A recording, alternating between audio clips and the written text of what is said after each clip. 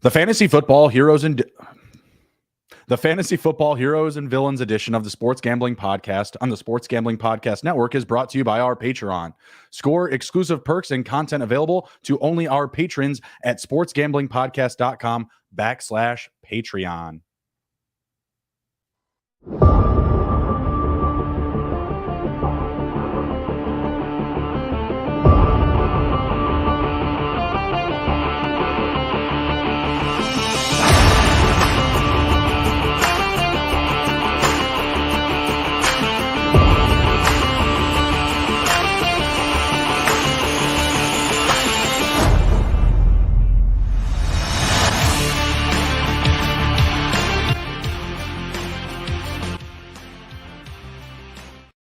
D-Gens assemble. Welcome to Fantasy Football Heroes and Villains. I'm your host, Justin Bruni. Joining me, as always, is my co-host and partner, Mr. Andrew, the TD King, Raub. Happy hump day, sir. How we doing? Good, man. Happy to be here. Had a good day with the fam. Spent a little time at a place called Adventure Sports. Nice. Lots of fun activities. Saw the kid, run around like a hellion, going from this thing to that thing. So very exhausting but fun day. Ready to talk a little bit about best ball, ADP risers and fallers. So let's get to it. Yes, absolutely, absolutely. If you couldn't tell from that opening there, I'm not sleeping a whole lot. I got the newborn around here, so I'm cooking on that 4 hours per night. Glad to be here though, clocking in, talking some fantasy, talking some best ball. We are 43 days away from NFL kickoff. The NFL is absolutely heating up. We have some very odd movement in ADP. We've got some weird signings going on. I think the other day I fell for a Antonio Gates and Adam Humphries signing. I don't know if I'm just seeing things from the lack of sleep here, but then Jimmy Graham was signed to the Saints, and I'm just like, the sky is falling. If that dude doesn't get to dunk on a field goal post in the preseason, I quit. Like, I better see something good here. It better be something entertaining from Golden Grams. Yeah, what's up with your Commandos? I'm seeing some nice little highlight clips there, Mr. Sam Howell. I'm seeing some good stuff here, some good little coach talk. Hey, at least you can say, I've been on Sam Howell the entire time. Howell over Brissett. That's the way the cookie's going to crumble in Washington. I don't want to say crumble because that makes it sound bad, actually, but I think that's the way the cookie's going to be baked. All right, it's going to be a delicious treat. Yeah, it's going to be Sam Howell, EB. Ron Rivera's still there, unfortunately, but EB and Howell. We're focusing on that. And Chase Young looks pretty good. Defense was already pretty good last year. Chase Young he shed that knee brace, so he can get back to form as long as they don't trade his ass to the Steelers or the Ravens, which I've seen are rumored to have interest in Chase Young. Which again, sorry kids, but fuck them, just not happening. All right, yeah, I wouldn't expect that to happen. If this regime trades him, I'm going to be pissed. Like, there's no reason to do it. You didn't pick up his fifth-year option. You want him to prove it. I understand. So let him prove it. Don't go fucking trade him away for pebbles, all right? We need this man healthy on the D-line, start wreaking havoc in the NFC. So, 1,000%. That's my take on that. 1,000%. It is highlight video season. We're getting that practice talk. We're getting all those highlight clips out of the training camp and practice. Gotta love it. Saw someone going nuts over CEH taking first snaps the other day. There's a lot of overreaction going on. Let's dive in. Who is your first riser on the board here in best ball? So, this is going to come to no surprise to anybody, so we won't take a lot of time on it. But Zamir White, come on. Zamir White, you can literally get him in the last round. Why not take a shot on Josh Jacobs being the stubborn one? Obviously, Saquon Barkley crumbled to the corporation. And, I was all about Saquon. You don't want to wear the ribbon? Hey, man. You don't want to wear the ribbon? Yeah. We're over here showing our support. And what do a few days later? You sign for an extra $900,000. What do you, really? Boo. That's going to help you? Boo that man. And again, that's easy for us, podcasters here to sit behind our chair and say, I wouldn't do that for $900,000. But we probably would. We probably $11 million for the year. That's pretty good. So I did see that it did raise what he can get next year, though, if they would franchise tag him. So I think that was smart for him to do. But still, I would have expected him to hold out a little longer. Why not? But again, he signed, so at least he's there. But Zamir White, man, if Josh Jacobs holds out, if he's really going to be stubborn, he got on the plane and left Vegas. It's not a great sign. Right. So I mean, again, right now he's currently going ADP 190. You know, that's round 17. I think that's fine. Mhm. I took him round 18 twice in the past couple days as well. I Okay. feel like it's a good gamble, a good value for a guy that maybe he does play a little bit of, you know, games in the first part of the year. Maybe Josh Jacobs waits 3 or 4 games to come back. Who knows what the Mhm. situation is going to be? Maybe he just pulls Le'Veon Bell and says, "I ain't doing it. Either you trade me or I'm gonna sit Right. out." So we'll see what happens there. But I feel like Zamir White's just a good value right now. And, you know, he's at least the backup. Didn't really work out last year, but I mean, Mhm. they gave Josh Jacobs a lot of work. If he's there and he's playing on a franchise tag and whatnot, you know, if he signs his tender, I Mhm. don't think he's going to want to put his whole heart and soul into it because he gets hurt. There's no guarantee next year's any money coming into him. So again, Zamir White, just a good value currently going right now. He is up 13 spots since last week. So my only pushback there is one, I am expecting Jacobs to at least be there week 1. He could be gone the entire training camp, the entire preseason, and still come back on a little bit of a friendlier deal. You saw Eckler, they sprinkled on a little more cash. He came back, no problem. Same thing with Saquon, like we had just mentioned. They sprinkled on literally less than $1 million, came back, no problem. He's there, he's working out, he's with the team, he's getting his reps. I feel like a similar situation could unfold. And if not, if you are correct and he does hold out and he's missing time, I do think that there are big buyers in this potential market for a Zeke Elliott, a Kareem Hunt. I don't think they'd go as far as to say Dalvin Cook, but maybe Leonard Fournette, who I think that we're going to be talking about here soon as well. I think that people are just starting to actually buy the player, like buy, you know, maybe a name that they're more familiar with. We're also getting some more casuals drafting in our lobby, and it's starting to mess around with the ADP. I've had some weird drafts these past few days here, so I do think that Zamir White is a bargain where you're describing him going in like the 18th round. But I don't really want to get too much farther than, you know, round 18 or round 17. And I'm drafting, you know, typically 5 running backs at a time. So I would still feel more comfortable going with like a Leonard Fournette or a Zeke Elliott in a similar range. Zeke Elliott's probably going to go a few rounds before. You've seen a few more highlight tapes of him, you know, juking out some garbage cans. You know, there's been some talk about him potentially going back to Dallas as well. But I've also seen some movement on Leonard Fournette potentially going to the Patriots. So I just feel like guys that are going in that similar range. I got Kareem Hunt actually very last pick of the draft just a couple of days ago. Like I still think that's also a very good value. So the guys that are going around him, I just feel like I can trust a little bit more. I'm with you though. If he is going to play, you have to imagine, you know, if Josh Jacobs sits out, I don't know how long he would actually sit out. I don't know if it would be a full season. Maybe you see him go into a couple of games. So maybe there's an opportunity for Zamir White spike week 1 through, not 1 through 3, but like 1 to 3 spike weeks period in the season, if that makes sense. That's my only pushback, is just some of the other names in that range I'm more comfortable with because I've seen it at a higher volume and production rate. Yeah, no, you know, and I understand that. You know, again, I know it's a throwaway pick. It's the lottery ticket right now with Zamir White. Mhm. It's either going to cash for you or it'll be a dud. I don't think there's going to be an in between with Zamir White. You know, we saw this last year. So yeah, I Mhm. think it's strictly a lottery pick. But I mean, he is rising, and we just don't know what Josh Jacobs' thought process is. So I think it's just worth a gamble. I wouldn't do it in Mhm. 100% of your drafts right now by any means, but throw him Right. in there every now and again. Feel confident that, hey, you know what? This is my last pick. It's a lottery pick at the running back Yeah. position. Could hit, may not. But you made a good point about more casual drafters being in here now. Have you Mhm. seen recently more quarterbacks being drafted to teams where there's almost no correlation to them? Yes, it's very It is infuriating. so fucking annoying. Yeah. I saw someone with a badge the other day take Patrick Mahomes and Kirk Cousins, and I wanted to throw up. Like, I'm sorry. Like, I get it. You might have some spike weeks with the guy actually did have Justin Jefferson, but at the same time, like, there's not going to be another week where he's going to outscore Patrick Mahomes other than his bye week. You know, just stuff like that. I'm seeing, and that again, that was a badge, bro. So I am seeing a lot of other stuff like that from casuals where, you know, Ryan Tannehill's going 3 rounds ahead of his ADP and he has no correlation. Just like, buddy, what are you doing? You know, Yeah, and I've just a lot just of weird stuff like that. You know, seeing teams, you know, going really heavy at running back, you know, things like that, like, you know, very boomer-esque type of drafting. So where you can lean into that and you can find value, I've done it.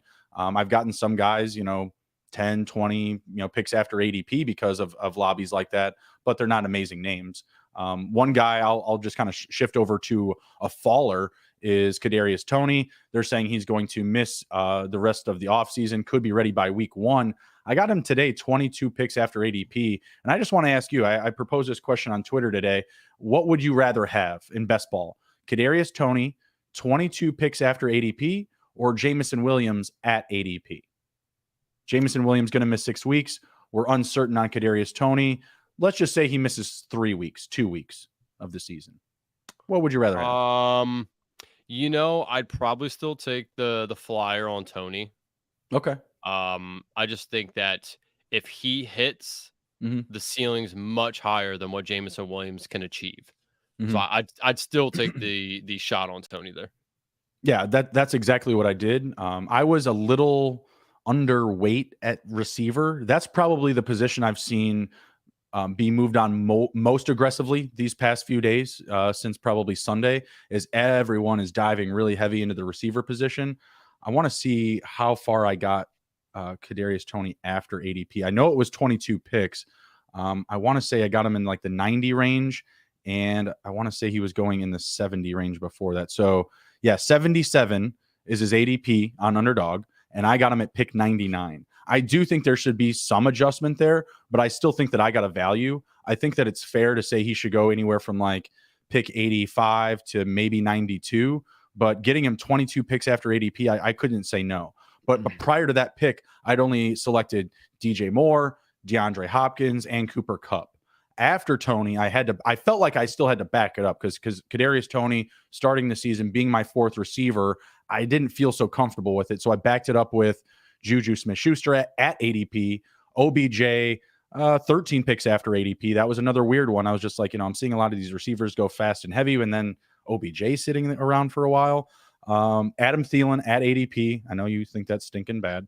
And then Chase Claypool, about 4 picks after ADP. Again, I know you're not a big fan, but I'm much higher on Claypool than the public for sure. I believe that was my last round pick. So I like the group in total, but I'm looking at Kadarius Toney. I'm asking myself, I'm like, I don't think this is that bad. I think it's actually pretty decent. Considering just the offense that he's in, he's going to be in a situation where there's a vacuum for passing production.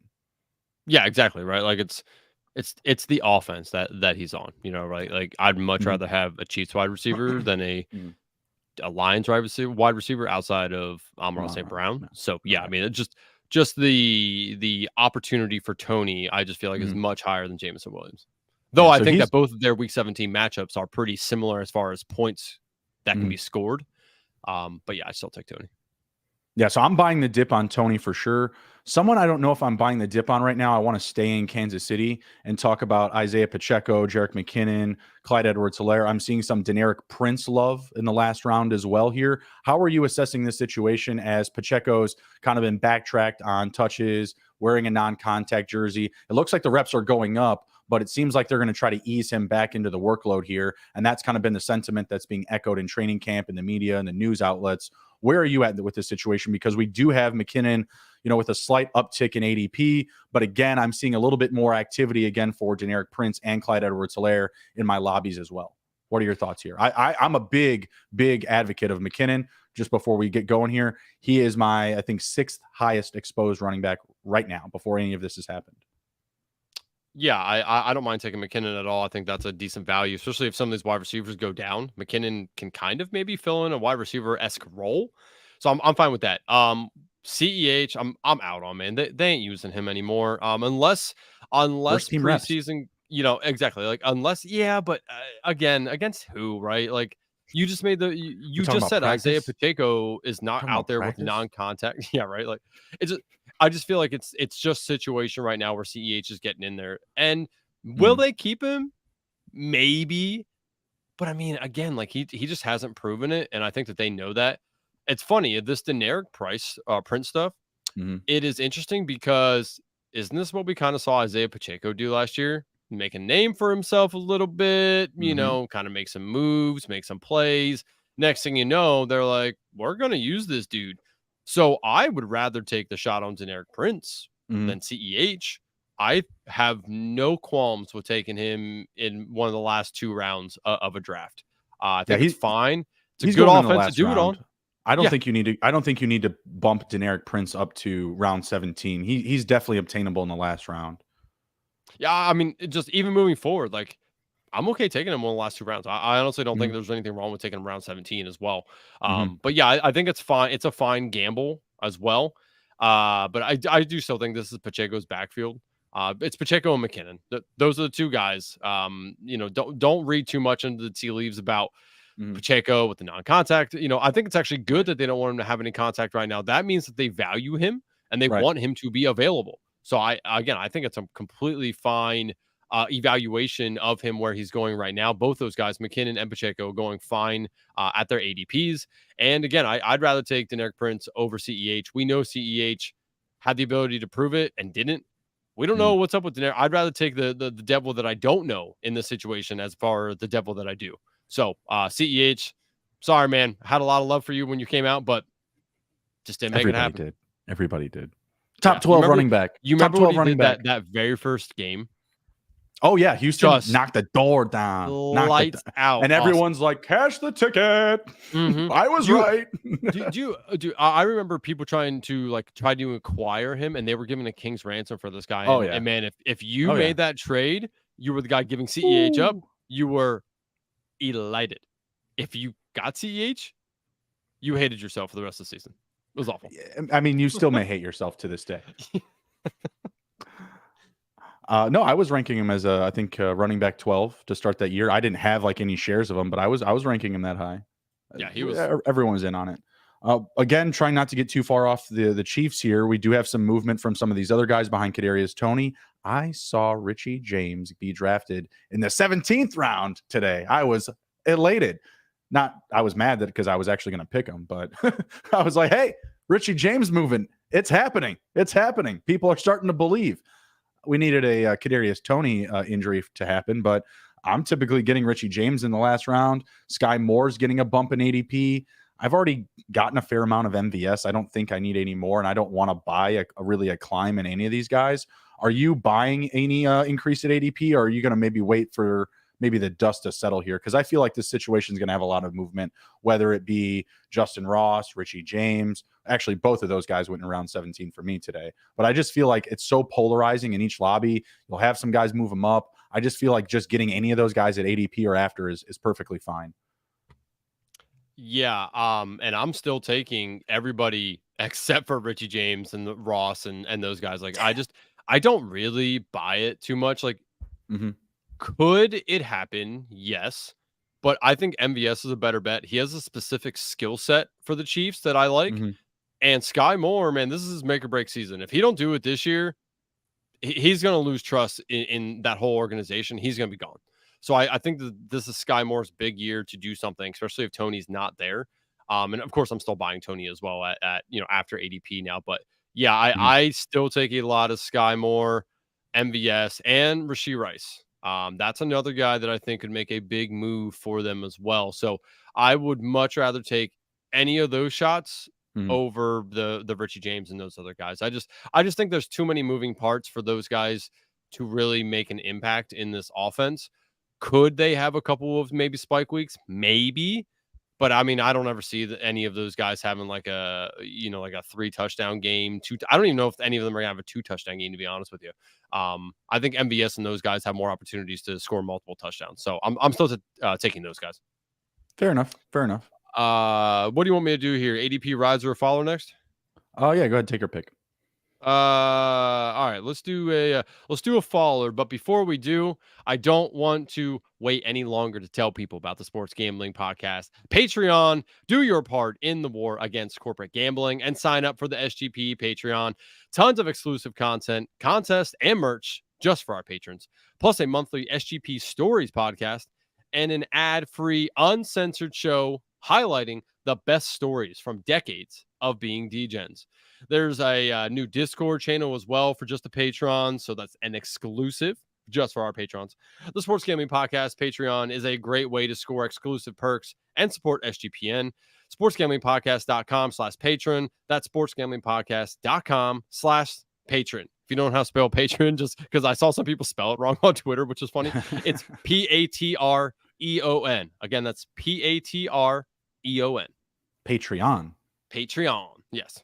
Yes, sir. Yes, sir. Love it. Love it. So let's go with a faller here. Faller, Rashad Bateman, currently down 4 spots. I think this is because of the injury stuff that we keep reading. I really think that that's the easy. This is kind of a low hanging fruit here a little bit, but I did want to touch on the Ravens, so I want to bring him up. I still think it's okay to take Rashad Bateman. He's currently going now at 91.4. I think it's fine if you can get him in that 91 to 100 range. It's still a decent shot on him. Will he come back and maybe you don't have him, right for a couple weeks, 4 or 5 weeks maybe, and then comes back. I still think he can have an impact in the offense. So I think it's fine. The guy that hasn't really risen a ton, but I think will, is Zay Flowers. Zay Flowers. Yeah, you just insert the rocket / stock up emoji happening. Zay Flowers is the guy, man. I've been all over him the entire draft season so far, so I'm very happy that this is kind of unfolding the way it is happening for the Ravens here. But I really think that this man has a double-digit touchdown season here in the works. Wow. I mean, he's going to be the downfield guy. I mean, Todd Monken has come in and he's not been shy about telling us that they want to throw the fucking ball, right? They want to. James Jones was just talking about this offense, and they said that really Todd Monken and Harbaugh should let Lamar go back to Louisville days and put like 4 wide receivers out here, but three, four wide receivers out here. They said they are going to do that. That is the plan. I mean, what else do we need to know here, right? Like Zay Flowers is athletic. At this point in their careers, OBJ's on the decline. This man can't stay healthy anymore, so there's a knock against him. Rashad Bateman already having issues with the foot again. So there's multiple reasons why I think Zay Flowers is up. But with that said, I do still think there's value in taking Bateman. I would just like to personally get him even past the ADP is going now, maybe closer to 100 than 91, but still okay to take him in my eyes because this offense is going to be high powered from what they're telling us. So, Rashad Bateman down 4 spots. I do think it's going to keep declining for a little bit. So try to get him closer to 10 if you want to take him now, or 100 if you want to take him now. What say you on the Ravens? Are you kind of in the same ballpark I am, or do you have a different opinion here? I've been targeting OBJ. I mean, if this offense is what it says it's going to be and he's healthy, this guy scored 5 touchdowns in 7 healthy games with the Rams. I mean, that team tried to pass the ball down the field. Monken's offense is all about creating space, using speed, and really not so much going downfield as much as it is about going sideline to sideline to open up something for downfield. And you and I have had this discussion before about Lamar. I just don't trust him to have, deep ball accuracy consistently week after week after week. I just trust the skill set and the production that I've seen from OBJ from the past. I am definitely okay with prioritizing him and Zay Flowers over Rashad Bateman. If anything, Bateman is a player I'm underwater on. I just don't have a lot of him, and that's because he's returning from injury. That's because the team went out and actually got a real wide receiver in OBJ, something that they've been craving. I think it's something that Lamar's been asking for. Like, yeah, you can draft a guy, but actually being able to go out and getting a certified talent, someone that you can trust, I just feel like that's something that he's wanted. And I feel like OBJ in this offense is going to be a big weapon. Being able to be a guy that can go sideline to sideline and work downfield, I think that's really going to play well into the playbook and just what they're trying to do as shifting from a run-heavy team to a more balanced, or dare I say, a more pass-heavy offense. Yeah, no, I think if I'm in on OBJ in a draft, it's because I'm just settling for the last guy taken in the offense. That's really the only time I'm ever taking OBJs. I just realized I'm settling for the last guy. Missed out on Flowers. Don't really want Bateman at where he's potentially going. He's going ahead of Bateman in ADP. No, I don't think so. I think he's going after, isn't he? Interesting. I mean, I got OBJ today, 13 picks after ADP. I'm perfectly fine with that, but I don't feel like I'm in the need to really take him ahead of ADP unless I've really gone running back heavy, or I have elite tight end situation going on, or elite QB, something like that. And my lobby, just flipped a script on me and went wide receiver heavy. I mean, it's happened before. I've done over 100 drafts. That's bound to happen. I'm going through the list right now. Let's see here. I'm at Brandon Cooks. Zay Flowers, I believe, is leading at 88. Wow. Yeah. Rashad Bateman, 91. It's a little too expensive, I'd say, because Odell Beckham's at 110. I will take Odell Beckham at ADP or beyond 100% over Rashad Bateman at ADP or ahead 1,000%, no problem.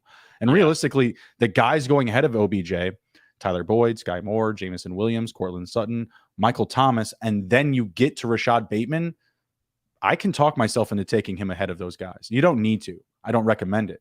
You can definitely get him at value, like I mentioned. I got him at pick 123. He's going at pick about 110. So I feel pretty good about that. But again, I'm not shy about taking him at ADP because if the offense is what they say it's going to be, and OBJ is healthy for the majority of the season, spike weeks, my friend, spike weeks.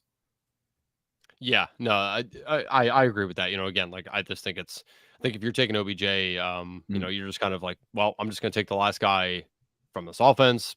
And it just is what it is at that point. Take your shot then. And we didn't even bring up Mark Andrews. Like, this offense absolutely has to help him. He is a higher A-dot type of tight end. So it's not like he's hanging out around the line of scrimmage. So this sideline to sideline, open up the deep field type of play calling and action on the field, it could benefit him the most. You may just want to be taking him maybe a few spots ahead of ADP if you're trying to go elite tight end and you miss out on Travis Kelce. Mm-hmm. Yeah. All right. What do you want here? Riser, faller? I got the next one here.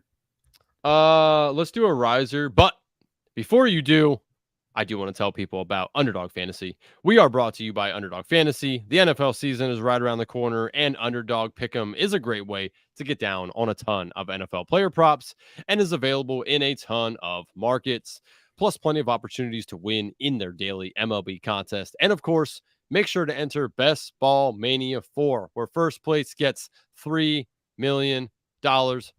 Head over to underdogfantasy.com. Use our promo code SGPN for a 100% deposit bonus up to $100. That's underdogfantasy.com. Promo code SGPN. Okay, and we're back. All right, Yeah, party on. I saw that middle finger. All right, right on. Party Nice. on, Andrew. You like that? Totally. Yeah. Nice. Sweet. I like it. I closed like 8 windows, so I'm hoping that my video stops lagging here. All right, so you want to go with a riser here? I'm going to go after. Let's talk about Tank Bigsby. I've been drafting a lot more of him, but I didn't realize everybody else was. He's about 5 spots up the board here, or about 4.5, we'll say.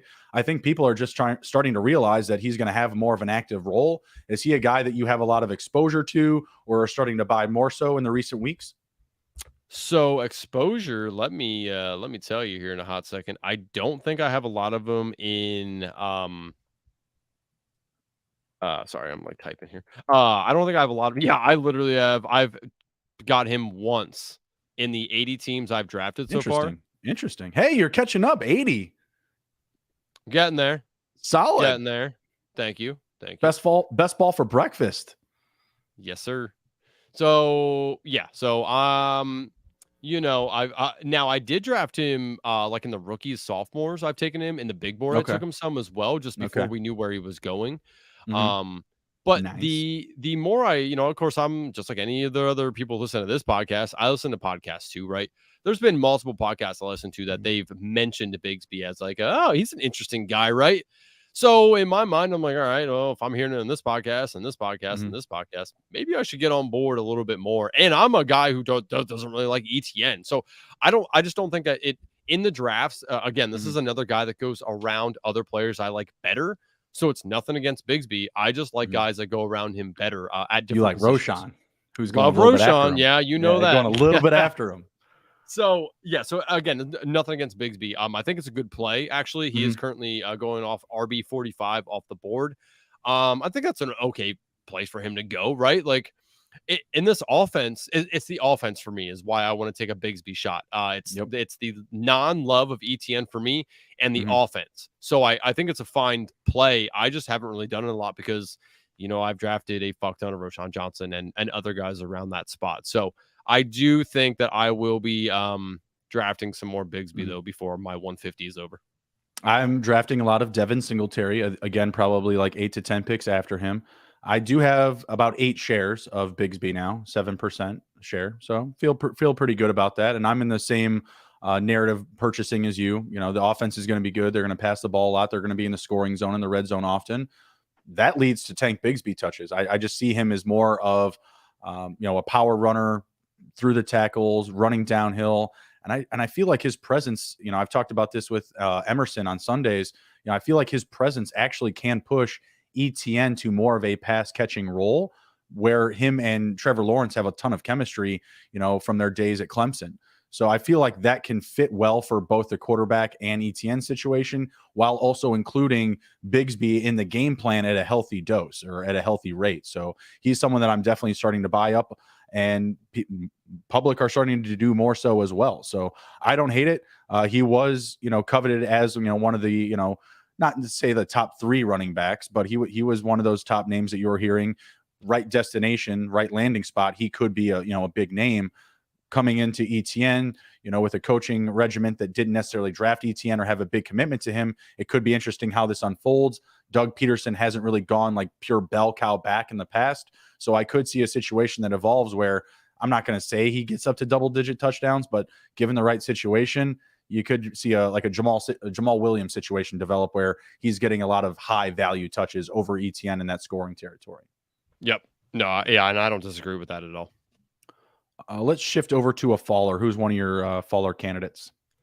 Let me give me a buy the dip guy. Who's falling that you want to buy? Buy the dip. Buy the dip. Okay. Yes, you know what? I won't go with Hal, even though he has fallen a little bit. Not enough. I feel like he's going to stay in very similar territory. Like, how far can he fall around? I mean, yeah, that's true. But a lot of these guys that have fallen here, I'm looking at the list of, over the last 7 days. I saw CJ Stroud go, I think, in like the second to last round or last round today. Like that was a bit surprising to me. I actually have a fair amount of Bryce Young, but they're going at a very similar ADP. So I was surprised to see that. Great late round stacks if you can pull that off. Like getting Stroud at value, there's so many stacking opportunities in those back end rounds. Robert Woods, Tank Dell, Xavier Hutchinson, if you really want to, go down the rabbit hole. I'll tell you what, and I know we've talked about this guy a lot, somebody I really liked at his ADP before, and then DeAndre Hopkins signed there, and that's Chig Okonkwo. He has dropped down about 4 spots. Yep. I got him the other day. He's going what? Hold on. He is currently going, 130. I got him 155. Okay. Dropped 25 spots. That's I legit. felt like that was That's legit. That's a lot. So I still took him there. I had Burks at the time as well. I took Treylon Burks. So I actually went ahead and took Tannehill around 17, I believe. So decent shot. But I mean, if Chig's going to fall that far, I still think he has decent upside, even with Hopkins there. I don't think that his upside is as high as it was before. I don't think he can reach tight end 6'5", somewhere in there, as I thought before, but he could still reach 9, 10, 11, somewhere in there. He could still be a tight end 1, I feel like. I mean, he led all tight ends, I believe, in depth of target. It was like 3 point something average depth of target, no, it was yards per route run. I'm sorry. So that just, again, that's something I'm looking for in my tight ends, somebody who's going to be running a lot of yards with their routes. And if Chig's going to go down that far, that's somebody I'm still going to be in on. I mean, it kind of sucks. This is one of those guys that I lost out on the ADP. It's going to go down, and I'm definitely heavy on his older ADP. So I would like to middle that a little bit.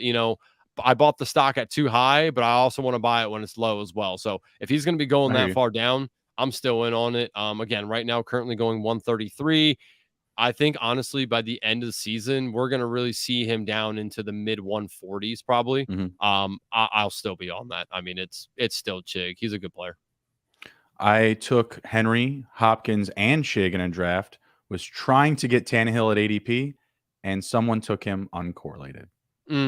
That was one of those ones when you mentioned earlier. I was like, yeah, that's going on for me. So I was able to get Chig in that one, I think about 8 spots after ADP. But when I took him, he was the first, tight end available. Like he was the first guy there, and I think he was my second tight end drafted. So, you can definitely pull that off. You getting him at 22 spots after, me getting him at 8. There's definitely some middle ground there. Steven Sims stacks with my Stroud. Nice. Get it. Steven Sims. Oh, shout out old Washington guy. Getting after it. Love it. I mean, there's just so many guys to stack with back there. It's absolutely fantastic for Houston if you're a big believer, if you're a big buyer. But no, with Chig, I still think there's a lot of opportunity if the team's going to be scoring a lot. If they're going to be a better team running the ball, you can't stack the box on Derrick Henry, who had a career high 38% loaded box last season, 34% average across the last 5 years. Adding in DeAndre Hopkins is absolutely massive to lowering that number and getting just more efficiency in the run and passing game. If they're in scoring territory, I just have to believe that Chig is always going to be a live option. And then you still have to factor in DeAndre Hopkins actually staying healthy. Dude looks good in Titan blue, let me say. I mean, the drip is strong right now. Dude is significantly wet. Absolutely. I mean, that visor, get out of here. But if Buddy can't stay on the field, if a team isn't winning games down the stretch, I'm not saying that they shut him down, but I could see his usage dwindle down a bit. And I still think that you could have some spike weeks for Chig. He's still going to be an important part of the offense, in my opinion, especially with Treylon Burks. I'm going to kind of throw him into this conversation. I got him 9 spots after ADP. I'm buying the dip for him as well, just because I just believe the offense is going to be more efficient with the presence of DeAndre Hopkins. You can't load the box and double DeAndre Hopkins and also make sure that they're not trying to do something cute or creative with Treylon Burks, who can take carries, set up with end around reverses, and just these weird type of things that they want to experiment with. I feel like that's going to be the case in a Vrabel offense. So I still think that those guys are buys at their dippage, if you will. Like I said, I got Burks 9 spots after in this most recent draft. I think just after the Hopkins signing, I was able to get him like 13 or 14 picks after. So it's still a good situation. Like DeAndre Hopkins, his presence, I feel like lifts up everybody's levels to a degree. Yeah. Again, I think everyone kind of has a different outlook on this. I think that I really think Chig's upside has been downgraded a ton. No, the high value expectation, yeah. Being a top 5 tight end, being a top 3 tight end, yeah. I don't want to get Chig into builds where I have like 2 tight ends, right? But if I have an elite tight end with Chig, I'm down. Like if I have him in a Kyle Pitts or a Kelsey or an Andrews, I'm good with that. I'm fine. But if I'm not walking away with one of those elite guys, I'm putting him in a 3 tight end build and just hoping for a handful of spike weeks. Yeah, I mean, I feel like that's a fine way to go about it. Again, I don't think that Chig's gonna fall off the face of the earth. And really all it takes is one injury. If Burks or Hopkins goes down, he's right back where we started with him, right? Like, so I don't want to get off of him. And I think that the ADP value is going to be even better when he drops down here into the 140s, 150s. So yeah, I'm still on him, but man, what a bummer. And let's be real. Kyle Phillips is the real loser here. Buddy's not getting on the field. Okay. Was he getting on the field before? Not really, but he's getting a lot of love. Like, oh, look at this guy breaking routes in practice. My God, look at that footwork. My God, he is white and he can play in the slot. Jesus.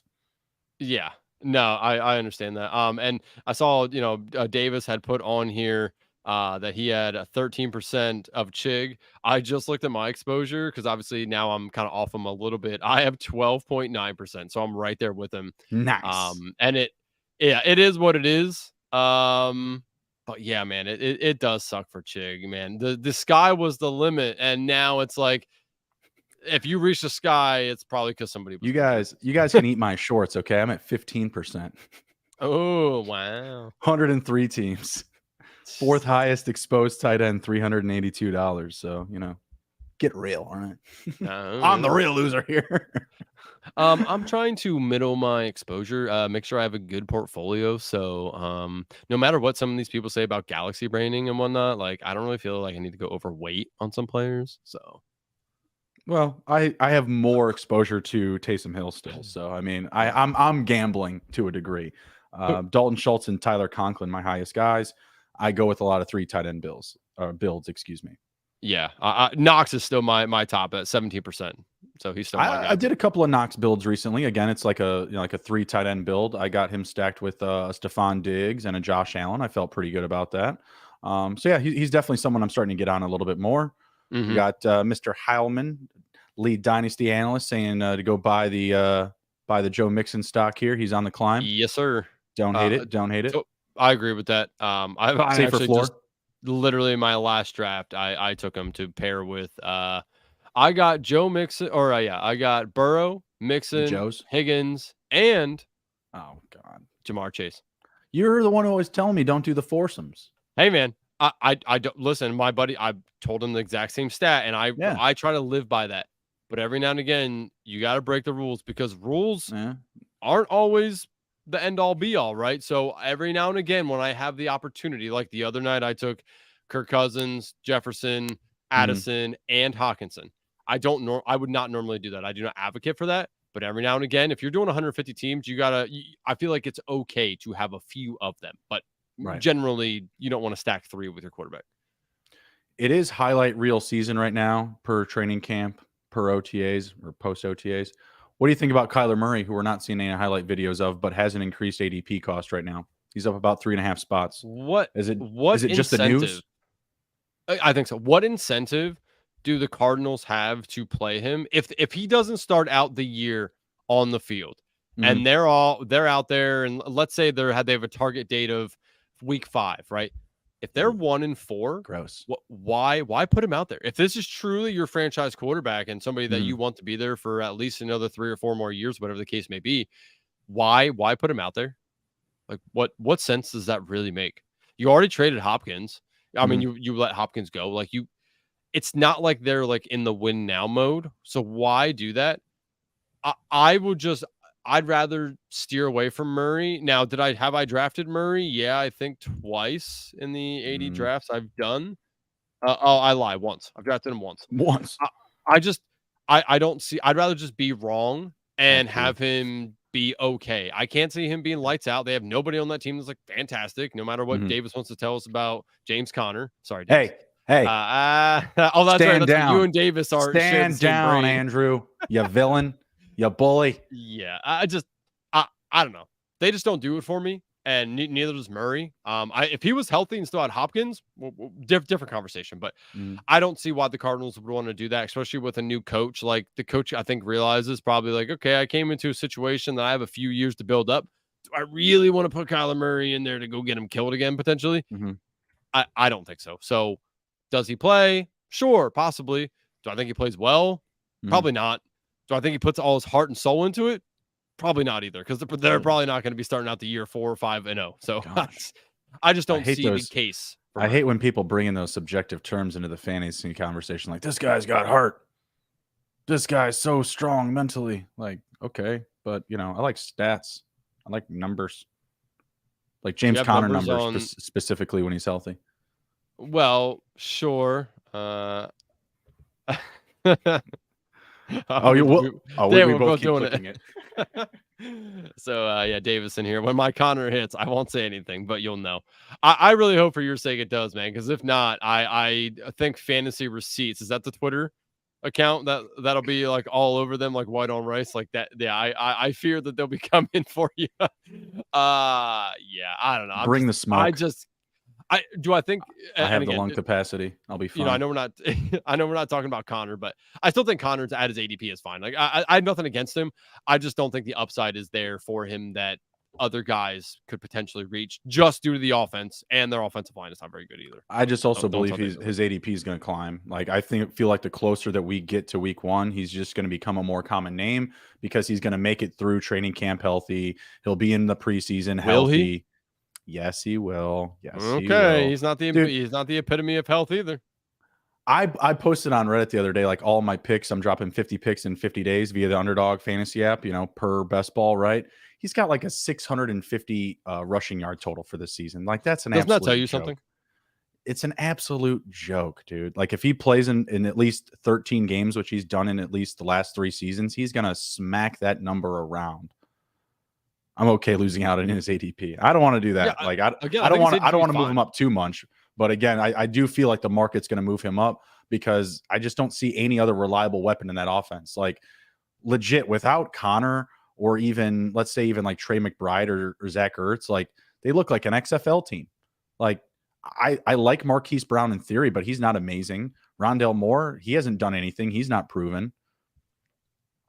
He's never missed a season, just some games. Yeah, he missed 3 games, I believe, the last 3 seasons. At least 13 starts the last 3 seasons. I think there's a 14-game season in there. Let's not get off track. Sorry. We're going down the rabbit hole of James Conner, which I'm fine with because Buddy's going to smash this year. But let's stay on par here. I'm with you on Kyler Murray. You have 1 share. I have 2. So 1% exposure for me. Before I get, let's go over to a faller. I want to talk about the Giants wide receivers. What is going on? Will they stop signing people? This is getting ridiculous. You mean stop signing slot receivers? No, anybody. Stop it. Just stop it. Cole Beasley, this is another example of just like first team reps. We talking about practice. You know what I'm saying? Like Cole Beasley taking first team reps. I know he has a connection to Brian Dable, but I cannot buy that. I am not acquiring any Cole Beasley in best ball. I'm buying the Slayton dip. I'm buying the Isaiah Hodgins dip. I haven't seen Hodgins move off as much. I feel like some of the hype around him has kind of increased a little bit, but he hasn't moved up necessarily in ADP. But Slayton, I'm getting with my last pick. I'm getting him in round 18, which is absolutely ridiculous for a guy that I expect to be a starter. He's going to play, if not the most, second most snaps on the team at the wide receiver position, in my opinion. Yeah, you mentioned that you don't really see Hodgins moving at all. I bet that makes you feel better about our early season bet on him in these drafts, right? Like Hodgins he's probably the guy. I don't care what anybody says. I mean, Hodgins seems to be the guy, right? I mean, the numbers are telling us that's what all these other drafters feel as well. I mean, Wan'Dale Robinson is down 6 spots. Paris Campbell's down 4 spots. Like, there's a couple of guys in here for the Giants that are falling, and I don't see Hodgins in there. So Hodgins still probably the best bet out of Barkley and Waller. Wan'Dale's interesting to me a little bit. Is he going to be? It's just not interesting to me at all. Like, if there's someone that's replaceable, if there's production is replaceable, to me it's Wan'Dale. Like, why draft Jalen Hyatt when you have Wan'Dale there? I know he's coming back from injury, but why invest in another receiver and then keep signing all these guys? Like, it's getting ridiculous at this point. Wasn't Wan'Dale the only receiver who had 100 yards for them last year? What did you just say? 100 what? Wan'Dale was the only receiver in a game to have 100 yards for them last year. How many games did he play? He had 1, 2, 3, 4, 5, 6. Okay. And then he got hurt. But the game he got hurt in, 9 receptions, 13 targets, 100 yards. Can't handle the workload, apparently. I don't know. And that's not that impressive to me. That just means like he was the guy that game. I don't know what it could have been. But one spike week, did he have a touchdown? He didn't have it that game. He did have a touchdown in one of the games that he played, yes. And what was his production in that game? 3 for 37 and a touchdown. 4 targets. I don't know if this guy's just gonna even win you your league, like your 12 I'm just teams. saying like, he did something that none of the other wide receivers last year did for that team.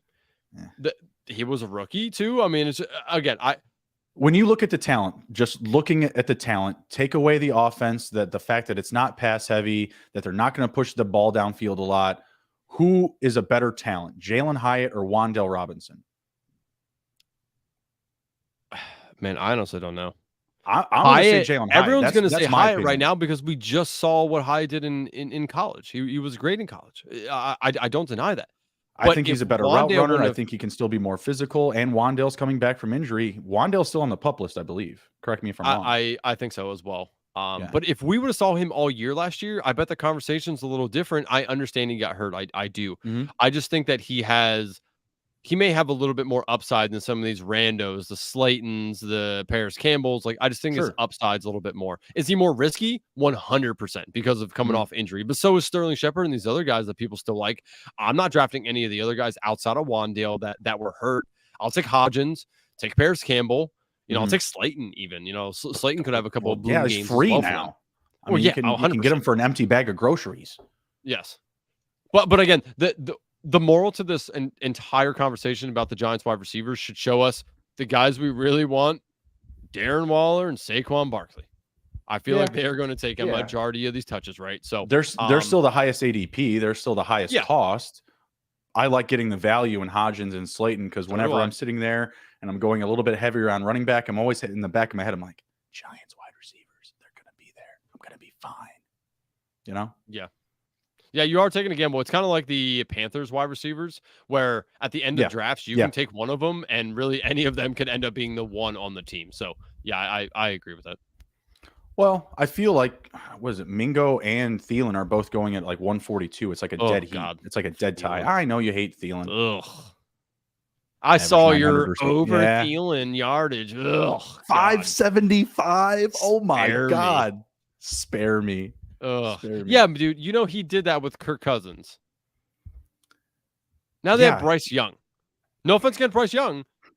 I just don't think. Yeah, and Justin Jefferson was alongside him. Now there's Terrace Marshall, Jonathan Mingo, and DJ Chark. Those are not names that are going to demand or.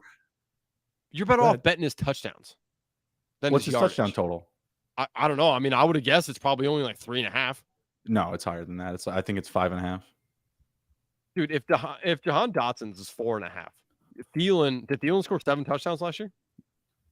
I don't know what his touchdown total was last year. What if for that pick specifically, he can hit massive career lows on per yards per catch, total receptions, and still clear that number in 10 games. And he's hit that number, I believe, 7 out of the last 8 seasons playing at least 10 games. Or I'm sorry, he's hit that number every single season. He's started at least 10 games. Across the last 7 years, he's averaged 900 receiving yards. I understand the offense is different. There is a downgrade in rostership, but he's the lead guy in a group of underwhelming receivers, man. It's just that simple. Again, not to get too far off track here, but it's just a good situation for him. His total receiving touchdowns this year is currently set at 4.5. That's the same as Jahan Dotson. Well, that's a big difference, though. Jahan Dotson was like at a crazy rate last year. Yes, that's an easy pick for Dotson. I don't think that's as significant of a bet to take on Thielen, but I would rather take the yards because I'm betting on downs played, snaps, like fantasy points or yards or touches per snaps. Thielen should be the guy that's leading that group. It's just based on opportunity. You're literally picking if he's going to be healthy or not healthy with that pick. Yeah, I guess so. If he plays 10 games, he's going to hit that number. I mean, what did he do well in Minnesota? Score touchdowns, used around the end zone because they knew that he could be trusted around there. Sure. I feel like that's why they went and got him. I feel like they got Mingo. They have Terrence Marshall. Like they have some more of these athletic younger guys to kind of make those moves.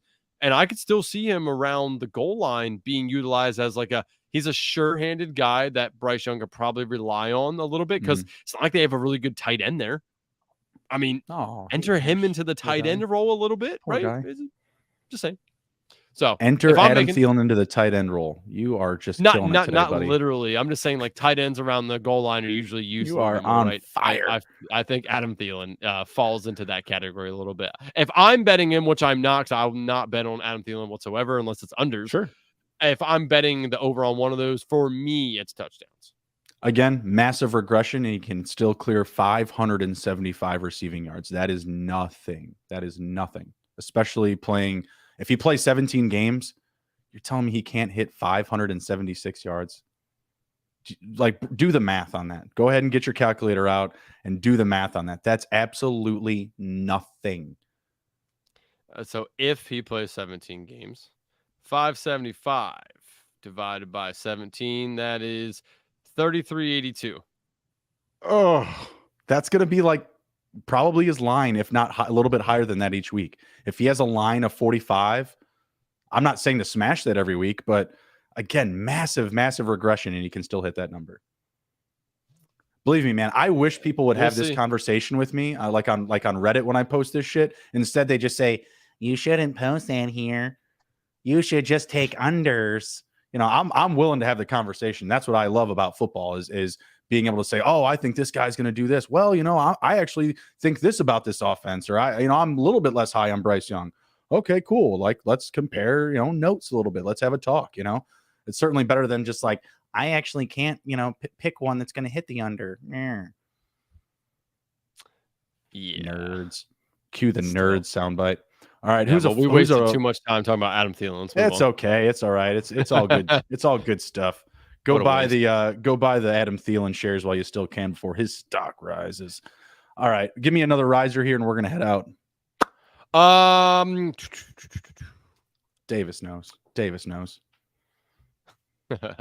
he understands. So that's how you get shit accomplished, is by debating a little bit. Man, so these are guys that I don't normally like to talk about because they don't generally perform well as rookies. But let's talk about a rookie tight end in Sam Laporta. Changing of 4. He currently has, he's been up 4 spots the last 7 days, currently sitting at ADP 161. So let me ask. Did I lose you? Or did you lose me? Not sure. Did you lose me? I can see you. Okay. Well, I couldn't hear you what you were saying, so. I don't know. I could see myself and everything. Are we Could you good? hear yourself? I'm good. I can hear you now. Can I hear myself? I can't hear myself, son. Anyway, so I was talking about Sam Laporta, rookie tight end. Generally, they do not do very well year one. Mm-hmm. I feel like in this offense, he could do pretty well with what they're going to have. Again, Jameson Williams not going to be there for 6 weeks. They have a plethora of guys that are just Jags, as people like to call them, just a guy, right? They have plenty of guys behind Amon-Ra St. Brown, but I think Sam Laporta is pretty athletic. I feel like he might be an anomaly here a little bit, as far as, the stigma of rookie tight ends. I think that his ADP is what I like. He's currently going as tight end 20, ADP 161. I like taking the shot on that. A good week 17 matchup against Dallas. They play indoors half the year. I just think it's a good bet. So let me ask you, how are you feeling with this? Obviously, you understand the rookie tight end landscape. Are you still a believer in that's what's going to happen here? Or do you think that maybe he can show out a little bit in this offense that's supposed to be pretty good? I think he has a very good shot to finish as a tight end 1 this season, just given the fact that he's going to be number 1 on the depth chart, can lead the team in tight end snaps. Right now, he's taking first team reps already. They've liked what they've seen from him. I know I've seen some clips of him catching touchdowns already from Jared Goff. I think it's a very good situation to buy in on. And I mean, just the past few seasons, we've seen Kyle Pitts come in as a rookie and finish as a tight end 1. So it's not to say that it can't happen. Traditionally, it's not happening, right? But he, among the other rookie tight ends, has the best opportunity. Like, I'm taking Sam Laporta 9 out of 10 times over Luke Musgrave, unless I'm getting Luke Musgrave at a massive value. So as far as like the tight end landscape for rookies, he's definitely the guy that's going to lead the way. And the position is just so polarizing. As long as you're getting the opportunities, and this team's going to pass the ball a lot, I think that they are still going to continue to score a fair amount of points. They're, one of the better offenses on paper right now, specifically because of their offensive line. I think it's just a very good situation to buy in on. And again, at his cost, I don't want to get him in like a 2 tight end set. This is kind of a similar situation or a callback to Chig. I think it's very appropriate to get him in 3 tight end builds just to kind of, have that back door for some potential extra spike weeks at the position. But I think Buddy's good for at least 4 to 5 spike weeks. And as far as like multi-touchdown opportunities go, it's got to be there. Like, we love Amon-Ra. We know that he's more of a short yardage guy. We know that they want to open up the field for him. But at the end of the day, he doesn't echo like as a big red zone threat, right? Like, you have to imagine that's going to be David Montgomery, maybe Jameson Williams, because he's got a little bit more length on him. You can go up and get those stretchers.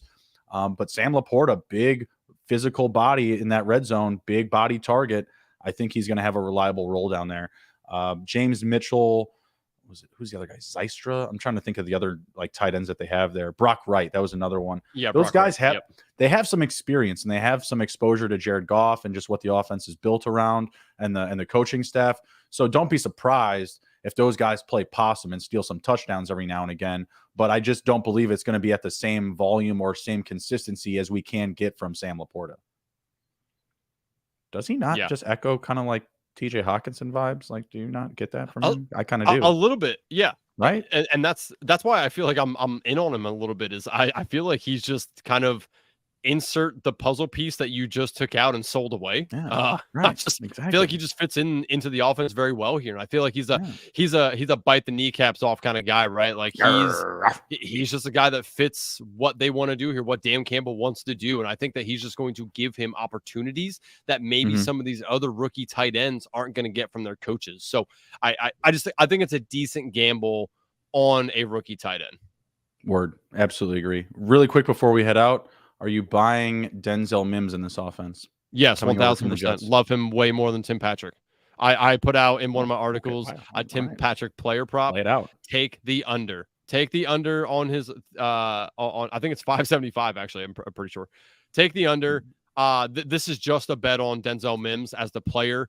Two things for me. One, he's the very first pick of the Sean Payton era. So I think that they're going to give him the opportunity because they're going to want to show that they made a good pick. He's the very first one. Why not give him the opportunity? Two, Courtland Sutton, he's hit or miss, right? Tim Patrick can't stay healthy. Jerry Jeudy. Man, my internet's just so bad today. I don't know what's going on. You just froze. I don't know what's going on here. I don't know. I see myself. Is everything good? Yeah, no, it's probably just my internet today. I don't know what's going on here. Oh, I don't know. I everything seems fine here. Sorry, No, you're good. Yeah, anyway, so Denzel Mims, Denzel Mims, Jesus. Yes, Mims. Yeah, sorry, I was talking about Tim Patrick, man. I'm all fucked. Tim Patrick, I think it's a bet that he just doesn't stay healthy. He's just not antiquated into the offense as much anymore. He was more of an old regime kind of guy, insert new regime. I think he kind of falls out. Marvin Mims slots in there. I think we could still see Courtland Sutton end up on a different team by the end of the season. He's a trade candidate in my eyes. Nice. And I mean, we have Jerry Jeudy there. We have Greg Dulcich. You know, like those guys are going to get theirs, I think. But yeah, I like Mims a lot in this offense. I just think he's going to get opportunities, over Tim Patrick. And he's honestly right behind Jeudy. He's my most exposed Bronco. So yeah, I like Mims. I like it. He's been up, right? He's rising. Timmy? Yeah. No, Mims. Oh, well, yeah. I mean, he was going undrafted, and now he's being drafted a little bit. Yeah. Second to last round. Yeah, I was trying to see where he's currently going. I thought he was on this list, but I don't currently No, I haven't seen him on any like rising charts or ADP shifts. I mean, some people are just taking some shots, I feel like, in the last round. I haven't seen anything ahead of that. I've seen him as like a last round $5 holler. Marvin Mims, the draft I did last night, he went 167 overall, round 14. Second to last pick in round 14. Oh, nice. What is that after his ADP? Let's see. That's that guy. Let me go back to the draft here and check that guy out. Marvin Mims, ADP 159 right now. So yes, that was 8 picks after. I started off RB in one of my drafts the other day, and I did actually later on I double tapped Courtland Sutton and Tim Patrick because I said one of them will do it. And if you're right, Courtland Sutton gets traded. Even better. I'll take it. They were like my 5th and 6th, receivers. It's not like, crazy risk or anything like that. But yeah, I didn't feel bad about it. I was like, screw it. I'll take both of them. See what happens. I didn't get Russ or anything, because people are assholes. But that's gonna happen. All right. Anything to wrap up here with before we head out, other than aliens are real and we're all fucked? Yeah. What a time to be alive, man. Aliens are among us. You think aliens will like best ball? I thought they were the ones that created it. Maybe. Yeah, you know what? I don't want to play with aliens. Galaxy they probably know brain. What happens. Oh, wow. All right. Didn't come out of nowhere. Fuck true. Fuck the Milky Way, man. This place is a dirt hole. All right, we're gonna head out. Yeah. Take care. Be well. Be good. If you can't be good at it. Zoltan.